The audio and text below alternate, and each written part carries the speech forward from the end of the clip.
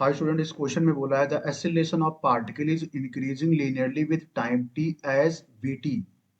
The particle start from origin with an initial velocity b not. The distance travel by particle in time t will B.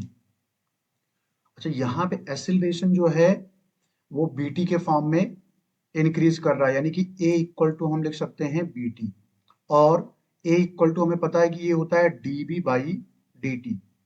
तो equal to हो जाएगा v T. D T को अगर हम इधर multiply कर दें तो डी वी इक्वल टू आ जाएगा B T into D T आ जाएगा। अब अगर हम दोनों साइड में इंटीग्रेशन करें तो डी वी का इंटीग्रेशन हो जाएगा बी, और बी टी का इंटीग्रेशन हो जाएगा B t square by two, plus एक कांस्टेंट आ जाएगा, ये हो जाएगा। अब यहाँ पे बोला है कि particle start from origin with initial velocity v not, यानी कि t इक्वल टू जब जीरो है तो v इक्वल टू क्या है v नॉट। तो अगर हम यहाँ पे पुट करें, इसको मान लेते हैं इक्वेशन नंबर वन।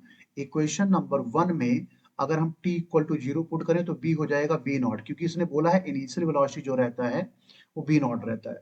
तो यहाँ पे ये हो जाएगा इक्वेशन वन में b इक्वल टू हो जाएगा v नॉट, और ये हो जाएगा b बाई टू, जीरो का स्क्वायर प्लस c। तो यहाँ से c इक्वल टू आ जाएगा v नॉट।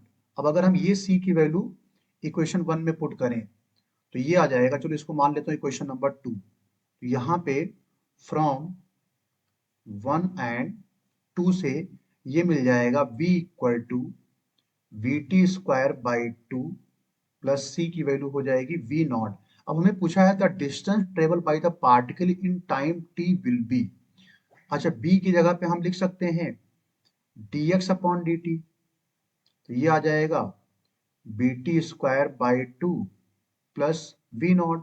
तो यहाँ से dx इक्वल टू हो जाएगा v T square by two, ये डी टी इधर भेज दें तो ये हो जाएगा into D t plus v not d t. अब अगर दोनों साइड का हम इंटीग्रेशन करें तो dx का इंटीग्रेशन हो जाएगा x, और ये b बाई टू ऐसे रहेगा। टी स्क्वायर का इंटीग्रेशन हो जाएगा टी क्यूब बाई थ्री, और बी नॉट डी टी का हो जाएगा बी नॉट टी प्लस एक कांस्टेंट आ जाएगा, मान लिया कि ये है सी डैश, ये आपको मिल जाएगा। अब उसने बोला है कि भाई स्टार्टिंग फ्रॉम ओरिजिन है, इसका मतलब जब t इक्वल टू आप जीरो लोगे तो x इक्वल टू क्या होना चाहिए, जीरो होना चाहिए। तो यहां से जब t इक्वल टू जीरो और x equal to zero put करोगे तो यहां से c डैश की वैल्यू आ जाएगी जीरो, इस इक्वेशन में पुट करने पे। तो यहां से फिर हमें x इक्वल टू मिल जाएगा B t cube, three into two हो जाएगा six plus v not t. ये हमारा फाइनल आंसर हो जाएगा। So third option is correct. Thank you.